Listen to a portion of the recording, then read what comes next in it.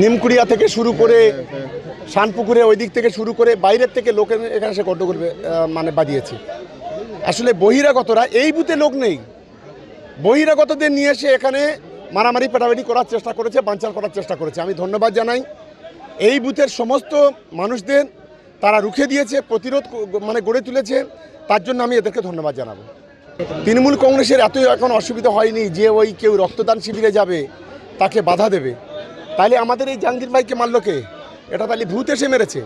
আসলে ড্রামাবাজ এখানকার বিধায়ক যিনি আছে সবচেয়ে বড় ড্রামাবাজ। মানে ড্রামার কম্পিটিশান হলে সারা ভারতবর্ষে প্রথম প্রাইজটা পাবে, আর সারা পৃথিবীতে মিথ্যা কথার কম্পিটিশান হলে সেও প্রথমে অ্যাওয়ার্ডটাও পাবে। এই নাটকবাজি বেশি দিন চলবে না, আর অল্প দিন, সময় ঘনিয়ে আসছে।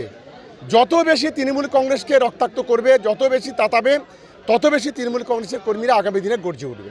দেখুন, আজকের আমাদের এই চিনেপুকুর রামপুকুর এখানে একদিকে আমাদের একটা রাস্তার উদ্বোধন, যে রাস্তাটা আমাদের শানপুকুর গ্রাম পঞ্চায়েত থেকে ধেঁতি পর্যন্ত যে রাস্তা, সেই রাস্তার উদ্বোধন, এবং এখানে আমাদের বুথ কমিটির সভা ছিল।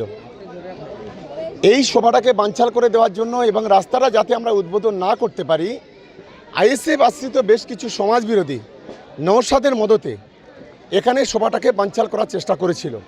আমার পাশেই দাঁড়িয়ে আছে জাহাঙ্গীর ভাই, আমাদের দলের নেতা।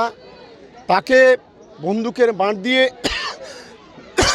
মারা হয়েছে, তার চোখটাও ফুলে আছে দেখছেন, জামা কাপড় সব ছিঁড়ে দেওয়া হয়েছে। আমরা এই ঘটনার তীব্র নিন্দা জানাচ্ছি, এবং এখানকার যে পঞ্চায়েতের মেম্বার জুলফিকার, তাকেও মারা হয়েছে। তারপর আমাদের কর্মীরা ছুটে গেলে তারপর এরা পালিয়ে গেছে।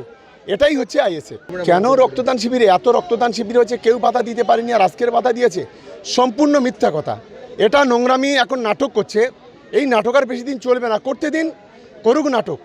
আমরা এই ঘটনার যে ঘটনা ঘটেছে, আমাদের জাহাঙ্গীর ভাইকে যেভাবে মারা হয়েছে, আমরা তীব্র নিন্দা করছি।